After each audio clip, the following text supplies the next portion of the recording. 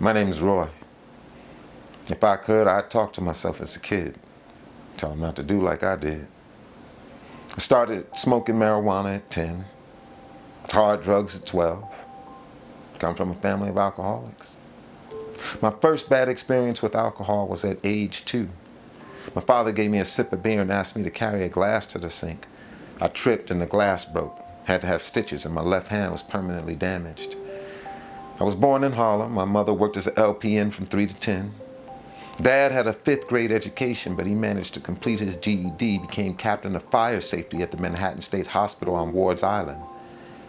When I was 12, my parents bought a house in East Elmhurst, Queens, where the well-to-do blacks lived. My school was predominantly white. I couldn't keep up with the different style of learning, so at age 13, I got involved with gangs. By age 15, I was ghetto rich, selling drugs, armed robbery. I had more money than I knew what to do with. Developed a serious dealer's habit of snorting heroin. Once I went to look for drugs after a blizzard. I would disappear for days. At 17, I was arrested for the first time. Then I went AWOL, committed armed robbery, which put a $100,000 price on my head.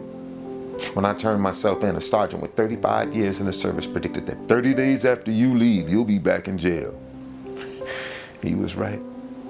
I committed armed robbery again. They sent me to Queens House of Detention.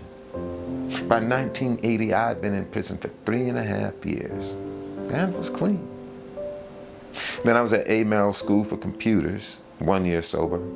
But you know what they say, idle hands are the devil's workshop.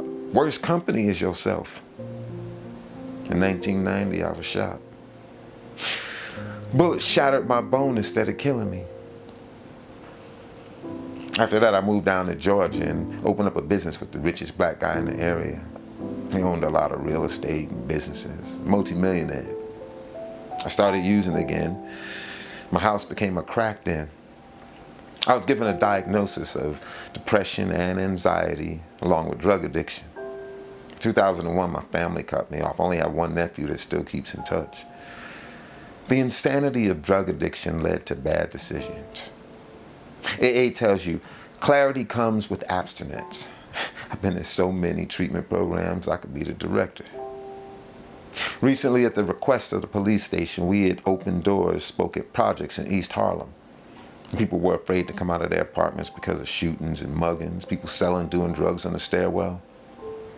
That used to be me. I tell them, do not follow other people. By all means possible, instill this in your children. I used to be part of the problem. Now, I try to be part of the solution.